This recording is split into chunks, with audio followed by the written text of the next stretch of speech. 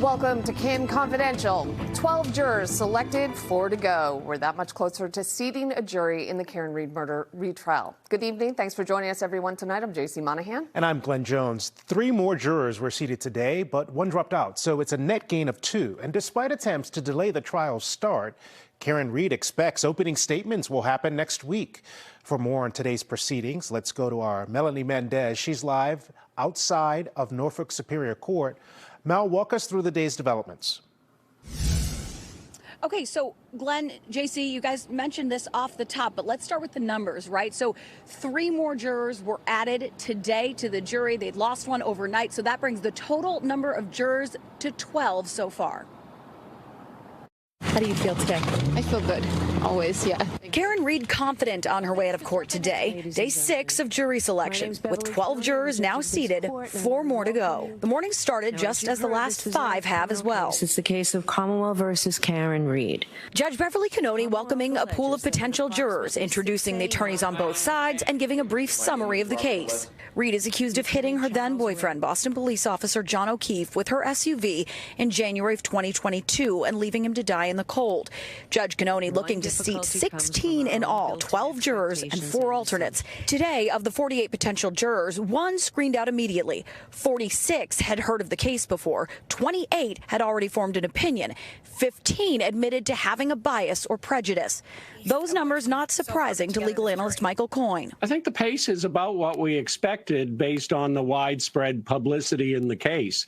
And as we can see, as jurors come in, by far, a huge percentage have heard about it and have some knowledge of the case. The increased publicity means attorneys have to scrutinize each potential juror far more rigorously than the last trial. Is the bar lower for this set of potential jurors? The bar isn't necessarily lower. It's just that we have to have an expectation that virtually all of the jurors have some knowledge of the case now, and that we still nonetheless need to scrutinize whether they can put aside their bias and actually sit on the case. This time around, it is clear that virtually every potential juror has heard about the case, and now the question is, can we very, very carefully make sure that whatever pre-existing ideas they have about the case, they're prepared to put those aside and rule only on the evidence introduced at trial. Read telling us outside of court she feels they're on track to start with opening statements next Tuesday. I'm anxious, and it's in God's hands, and we're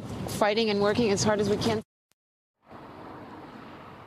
Now, on her way out of court today, as you saw, we had a chance to talk to Karen Read, and she did tell us the defense so far has used 11 of their 16 challenges in the case. The prosecution has used 12 so far. Jury selection, of course, will pick back up tomorrow at 9:30 in the morning, and we'll be here for all of it. Guys, back to you. All right, Mel, in that discussion with Karen Read, she told you a little bit about her day-to-day schedule. Fill us in on that. She did. Listen, when she leaves the courthouse here in Dedham today, it was 3 o'clock, but they broke early today.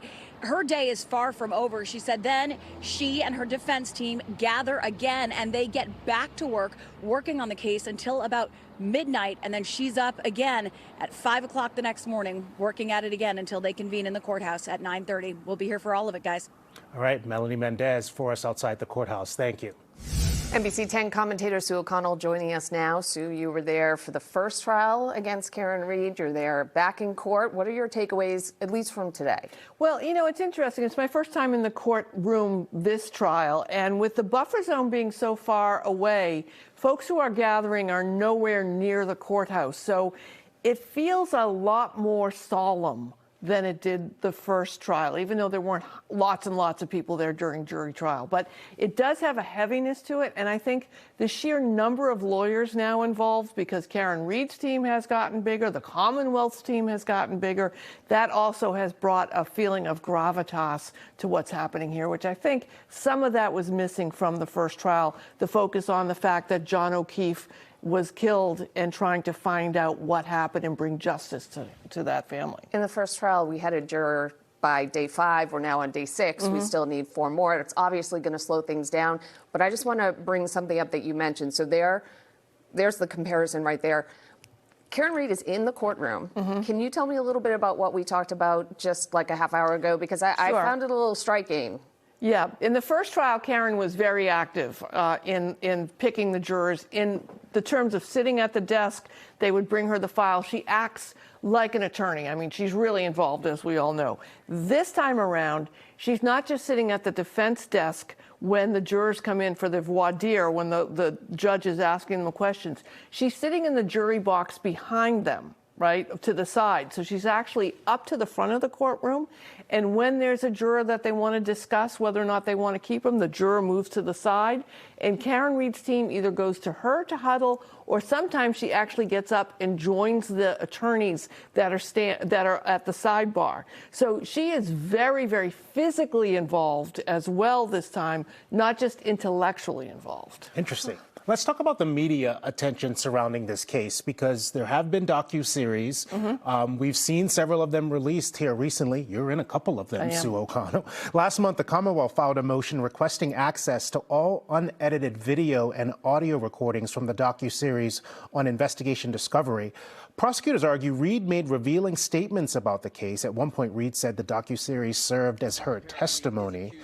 So there's been no ruling on that motion yet. It was filed on March 25th. But when you think about what she has said in some of these interviews, what are your impressions? And if the content is allowed in, what impact do you expect it will have on a jury? Well, I'll say I'm not sure that the content's going to get allowed in, because each state has different laws. In California, where I think the makers of the A Body in the Snow have a protection for journalists, so it's not going to be there. If it is introduced, it would really change the dynamics of the testimony and the court case. But I think that's a far cry. I don't think it's going to happen. Okay. So O'Connell, thank you. You're welcome. Last month, I spoke with the executive producer of the ID doc, A Body in the Snow. We've been discussing it here. I wanted to find out her impressions of how Reed came across in the final cut. I think Karen came across as who she is, and that was really important to her. She wanted to tell her story the way she wanted to tell it, and that's what we tried to.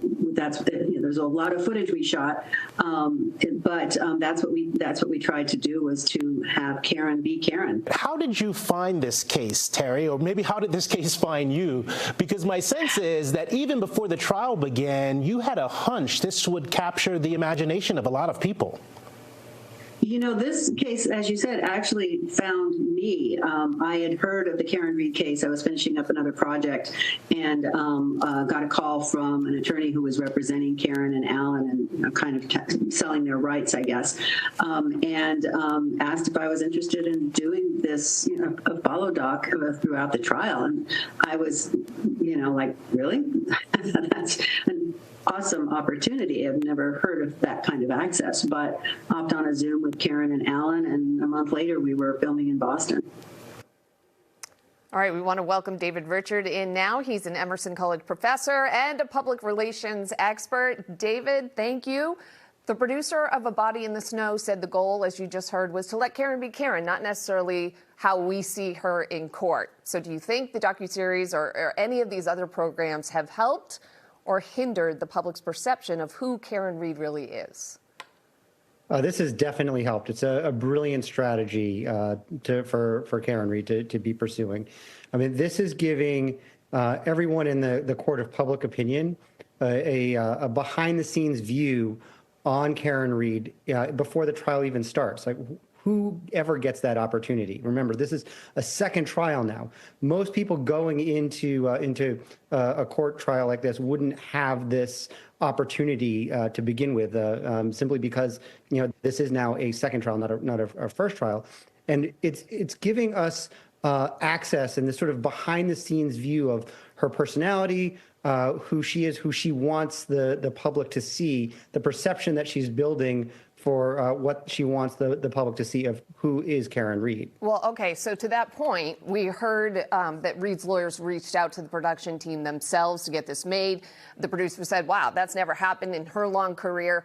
So what's your take on that? Because the more you put yourself out there, the more opportunity there is for critique. So the question would be, does a lot of PR necessarily equal good PR? In this case, it certainly does. I think that what we've seen in the first trial is the circus that builds up around the trial. it reaches a critical mass, and we're already there. We're talking about it right now, and we're just at jury selection. This is if you look on Twitter, we're getting more than a mention a minute on Karen Read. If you look on Blue Sky, it's also up there in terms of the mentions per minute. So we're getting to a point where really two things are happening.